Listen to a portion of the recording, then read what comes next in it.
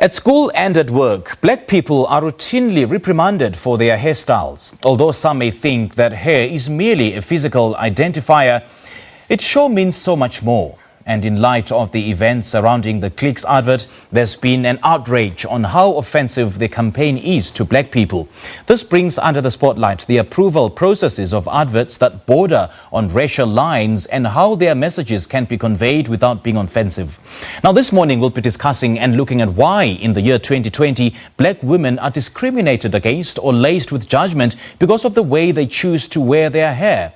We have Sonto Pooe, the founder of Native Child, Mangena with Mbali Mashaba, directors of Ubuhle, a documentary that looks into the politics of hair and beauty for women of color in South Africa. Ladies, a very good morning to you. Thank you so much for joining us and welcome to the show.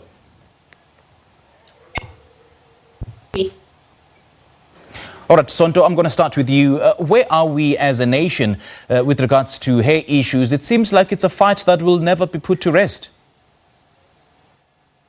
Well, I think that with recent developments, we thought we had gone quite, far ahead, but it seems like there's still some work to be done.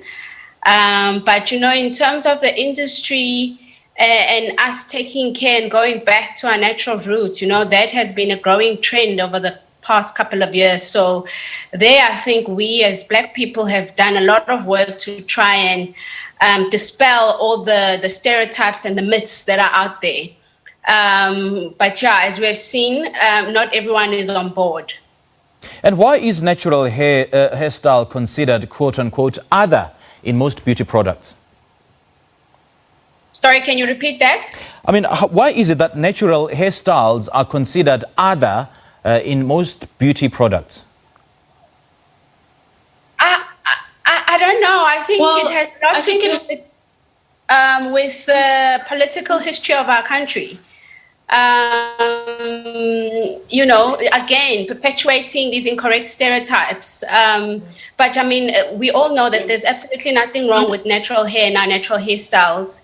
It is who we are. It's part of our identity as black people. And it should be embraced by not only ourselves, but all other races as well. Now, Mbali, how do we eliminate negative stigma still attached to natural hair? Pardon, could you please repeat that again? How do we eliminate the negative stigma that is still attached to natural hair? I also can't hear. Okay, so we're having a bit of a hard time hearing you. Sorry, just one. Could you repeat that for us? Okay, sure. So basically, it was asking how do we eliminate the stigma? Yes. Associated with natural hair. Sure. I don't know. Can you hear me? Personally, I think that it has to start from institutions. We can't expect conversations to happen at larger corporations and at larger scales of anything that's happening, that's taking place as a conversation. If girls still need to be told that they need to straighten their hair to be able to go to schools, if girls are told that for you they can't wear the afros at school, they can't have their locks at school. And I also think it also has a lot to do with representation, right? And so we need to see that across the board. We need to see that in television. We need to see that regulated into schools. We need to see that across the board in animation, so that we understand we're on the same page about natural hair and about accepting for who they really are in their. Why it's taking so long is because it's only black women that are screaming, right? It's only us that are saying, no, my natural hair is good the way that it is. It's doing this, it's doing that. And it becomes important when everyone comes to the table, and it's not just black women that are saying these things. It's important that we are reaffirmed constantly, and we are reaffirmed by the spaces in which we dwell, the work in which we do, and every other thing that becomes part of who we are. So it makes no sense for us to have a conversation on our own. We need to have people who are representing us, people who are in advertising and media, that these conversations are important for them to have as well. It's not just us that are having the conversations and doing something about representation. Yeah, I mean, this is definitely not the first time a major brand is called out on this. So, Sonto, what more needs to be done? Because the problem still persists. particularly in the space of brands selling products to consumers, there has to be fines. I mean, I think the only way maybe people will be able to check themselves is that if they are fined when such things, come out. I think we've spoken enough about representation, but representation is no use if the people that are representing diversity within a company have no power, to have no voice. Yeah, they're there as a body, but they don't really have a voice. So maybe that's another angle. I think I heard a conversation recently about the government has done a lot in terms of BE representation, but maybe the focus needs to be more on decision makers, so that these things kind of don't get out. That's why there's such an outcry. Is that something like this should not even have gotten out to the public. It should have been stopped within the organization. Now, Preeti, do you think the whole hair issue is around ignorance? I mean, not wanting to know and learn about the different hair types, or is it simply plain racism? Okay, I think that a lot of times when issues around race, issues that pertain to race, we will always want to play around ignorance and not knowing things and not understanding things. But surely, after years and years of Black women saying things and having conversations with people around surrounding natural hair, surely it can't just be called ignorance. Because when you are going to call something damaged, if you're going to label something as such, surely you know what that means and what the implications of that is. And also, we cannot sit around and think that the people who occupy these spaces, heads of marketing, heads of whatnot, are people who don't read, who haven't gone to university, or who have not gone through some form of training or live in society and understand the systems that govern that society. So surely, I really do not think that it's ignorance. It's way past that. Now, Mbali, going forward, do you see the brand Native Child still working with retail stores such as Clicks? Oh, I think it's really difficult to say. I think it's difficult to say where brands are to predict if they're going to get on board with what we're saying. I think it's been many, many years of reiterating the same thing, and it's 2020 and we're still talking about the same thing. So it's kind of like, at which point do we need to have this conversation? At which point are we going to start seeing change? And it seems like change only happens once people are called out, once there's a protest. Would they have apologized? Would they have seen anything wrong if people didn't point? It doesn't even need to reach a point where we're seeing it, right, amongst their spaces where they work. And I think it says a lot about the people that are in those spaces. Exactly. It says the lack of diversity in the spaces and just the lack of care about what you're putting out there, and just it's really difficult to say how brands are going to move, because we had this conversation 5 years ago. We're here in 2020. You'll probably call me again in 2025 and I'll be like, this is the conversation again. Yeah. And another thing I just want to add on to Mbali's point, it is important to highlight the fact that when brands change, it's realness. I really don't think it's for the benefit of the people that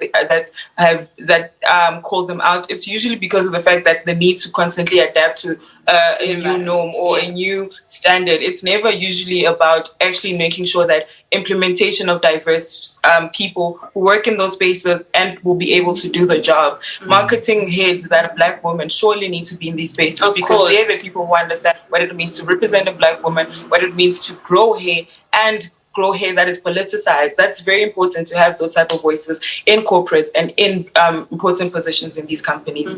You know, ladies, I want us to talk about the politicization of Black natural African hair, and I would love all of you to just weigh in on this. I mean, we talk about some of the politics or the daily struggles that Black women are faced with in society with their hair or how they wear it.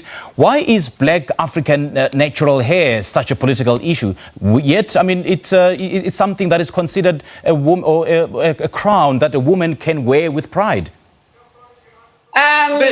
If I may jump in on there, you know, our hair is our birthright, just like every other race.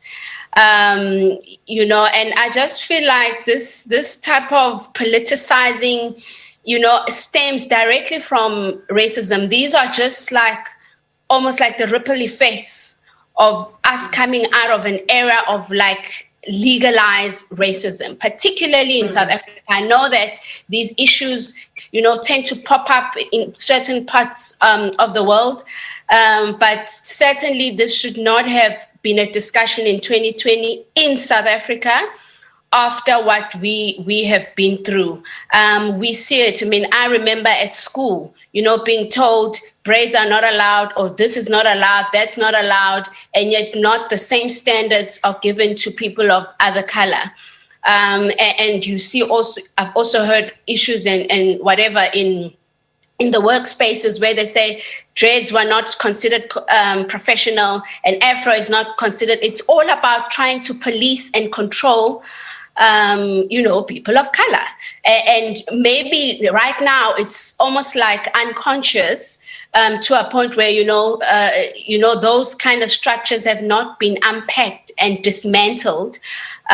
So I think, like the ladies were saying, there has to be a time where this has come to a stop, where it becomes part of the policy that please don't police you know, Black women and their hair. It's part of who they are. Just like you won't tell another grown woman how to wear their hair at work, you have no right to do the same for people of color. Now, Mbali, Sonto, we've just heard they raised a very important issue of policing women, how they wear their hair. Now, on the issue of politicizing the whole issue around black natural hair, I mean, why do you think it's such a hot political issue? And the case of the Pretoria Girls' School comes to mind. Remember back in 2016, where there was a code of conduct that stipulated that African girls should style their hair in a certain way. I think I agree with what Sonto was saying, and I would like to reiterate her points as well about it being historical, right? And we, as much as we have moved away from like the change in the constitution and change politically, I suppose, we still maintain the same structures that are anti-Black, right? And it's going to continue to happen if those anti-Black structures still exist. It's just going to come out in the form of this thing and that thing. But I think it's part of a much larger problem. I mean, a few years ago, like there was the pencil test, you know, that could determine where people could live, you know, and it's the different ways in which this continues to show up, because a lot of the structures have not been unpacked, as Sonto was saying. A lot of the change is not happening on the ground, you know. It's happening on paper. Everybody's writing new constitutions and all these new laws are coming in, but nothing is really changing because it's just not changing fast enough, you know. And it also speaks to the fact that, you know, Black hair is always a hot topic, you know, is always debated, is this the right way to wear it? Is this the wrong way to wear it? And it's ridiculous. It's absolutely ridiculous. And it is it's also extremely just a symptom of a much larger, just anti-Blackness, really. Exactly. Great point there. Yeah, go on, Pretty. Oh, I just wanted to say that I don't think this outrage should surprise us because of the fact that if a few years ago we had the Pretoria Girls story, surely it makes sense that this is something that happens a few years down the line, because of the fact that we cannot say that we are fighting something whereby we're not fighting it at a very surface level, at a very basic level. If girls are going to be told that this is... Also, we need to remember that when one is in high school or when one is going through the school system, they're being molded to think a certain way. So if you're going to be taught at a very young age, if you're 13, 12, and you're still trying to learn and understand who you are, and at that very young age, you're told that this is how you need to...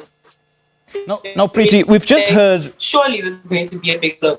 And when you get to an interview Yeah, Preeti, we've just heard Mbali earlier on saying that nothing much is changing, and if at all, the transformation is grinding at a very, very slow pace. I mean, with the culture slowly shifting, there's now black Barbie dolls. Do you think this narrative will soon change?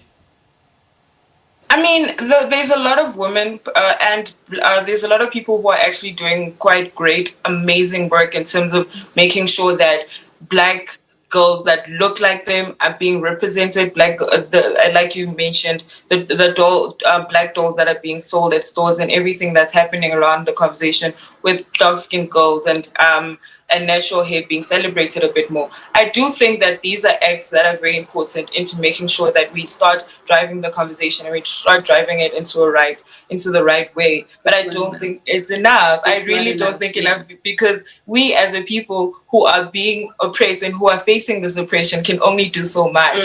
Lebohang Masango wrote that beautiful book about the girl with the magic braids. That's very, very beautiful. But surely somehow Black women and people who are actually at the forefront of fighting this need to be met halfway for it to actually show a very impactful way and to be able to change whatever it is that needs to be changed at a broader scale than what we already have now. May I just jump in there? I Sure. think it's so important for these conversations to happen at home, right? You know, we are now living in a society where we are mixing with other races, you know? So when let's say your child comes home and says, oh, I'm not pretty because I'm brown, or whatever they want to call it, you know? Is you as a parent to make sure that we are grooming little girls and boys to stand firm in who they are and their existence, and, you know, so that when they go out there, they're not, I don't know, their egos are not, because I mean, the world, I mean, we can't control people out there, but I think it is important for us to control our own environment. So that's one thing. And then also, we are all consumers of Hollywood movies, and those people need to be held accountable. You know, when we look at Your Father Christmases, who does he look like? His wife, you know, all these type of things and nuances that kind of we don't think about, but they are part of the fabric of just society and the world as a whole. And like Preeti was saying, you know, there are people who are already doing a lot of work in the space of trying to educate and dismantle these horrible stereotypes, you know, with the dolls that are coming out. There are beautiful books that have come out, because again, all the books generally that were out there, you know, was your Cinderella, you know, I'm talking about if you're now integrating with other cultures and that, is that we can't also just wait for other people to do the work. We need to start, and bazosithola phambili.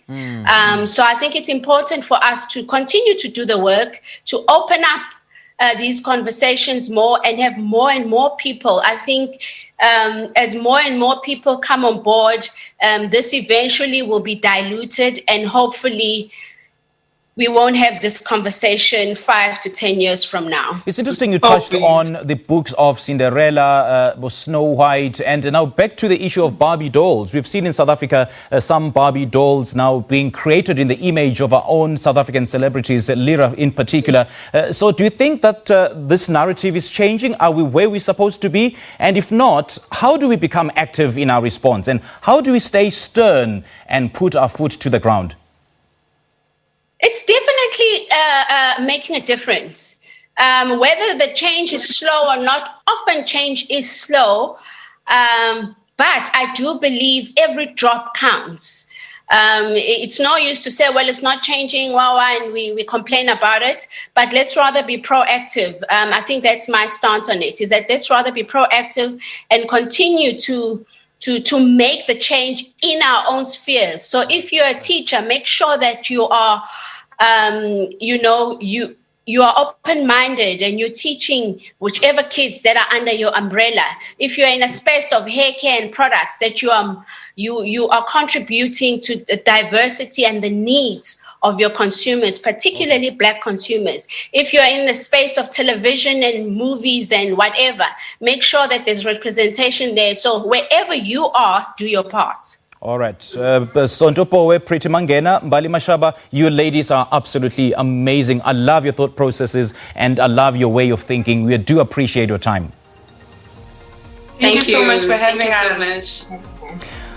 Well, there we have it. It's 2020 and hopefully time will come when Black women are not discriminated against as to how they choose to wear their hair. We just spoke to three wonderful ladies, Sonto Pooe, the founder of Native Child, Pretty Mangena, and director of Pretty Mangena, and Mbali Mashaba, directors of Ubuhle, a documentary that looks into the politics of hair and beauty for women of color in South Africa.